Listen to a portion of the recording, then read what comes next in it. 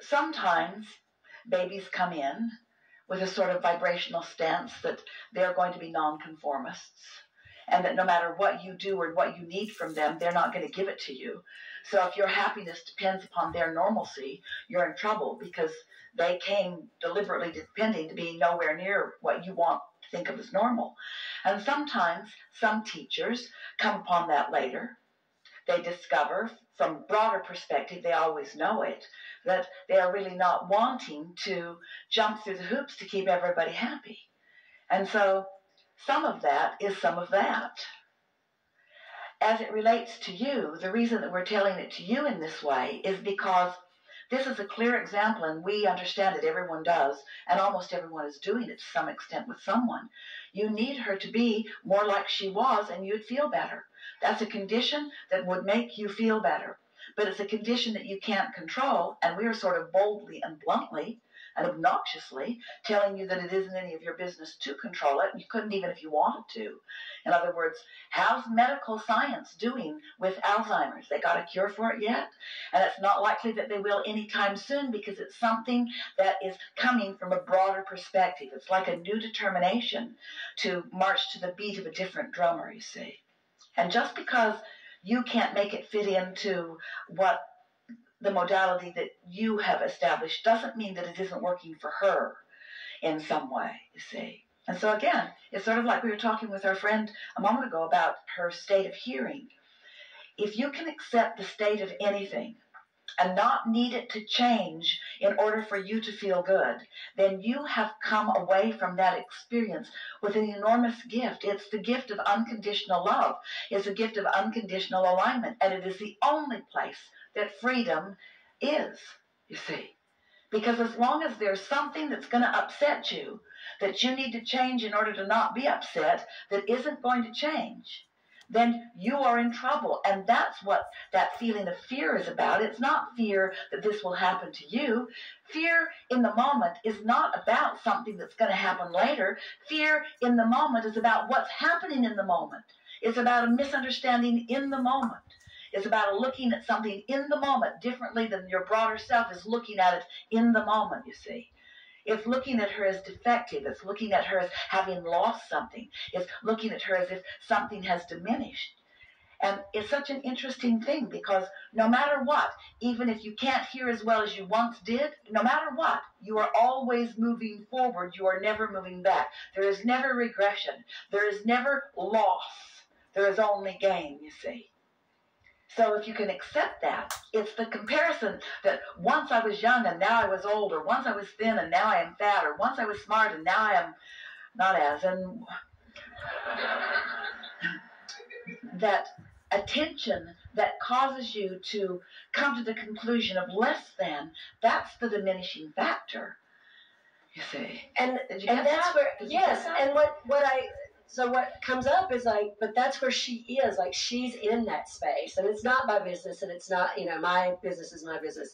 I hear that. It's your business to feel the way you feel about it, about anything. But we can't give you, no matter how long we converse here, a satisfying answer about why she's where she is, or what to do about it. And if your soothing relies on something shifting with some condition that you're observing, you're in trouble. Your soothing cannot rely on that. And thank you. And you said yesterday it was, and I'm not sure if I have this right, it was pre-paving a painful, a fearful exit. You said dementia was a pre-paving. Do you remember? It's interesting because we spend no time remembering. Right. Pre-paving a fearful exit. I wondered what that meant. It means soothing self, period. Soothing self.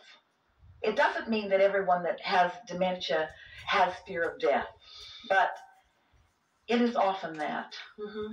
There is a reason that the softer focus is more comfortable. And the reason that it is usual in people who have been here longer is because they came in and they became accustomed to a world that was a slower pace.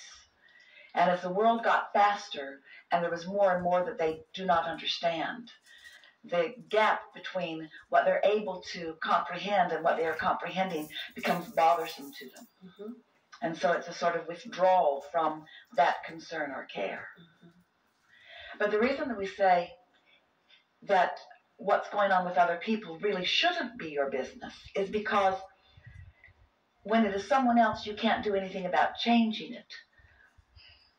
You see. We were talking earlier, and that's a little unsettling to teachers like this room is filled with.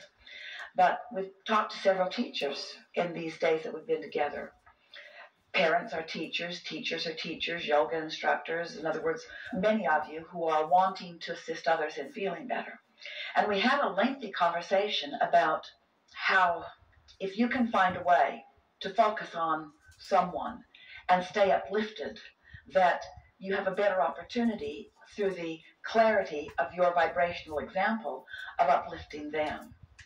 And the thing that's so interesting to us about a subject like dementia is that it feels to you like you need to do something to uplift your friend out of the dementia.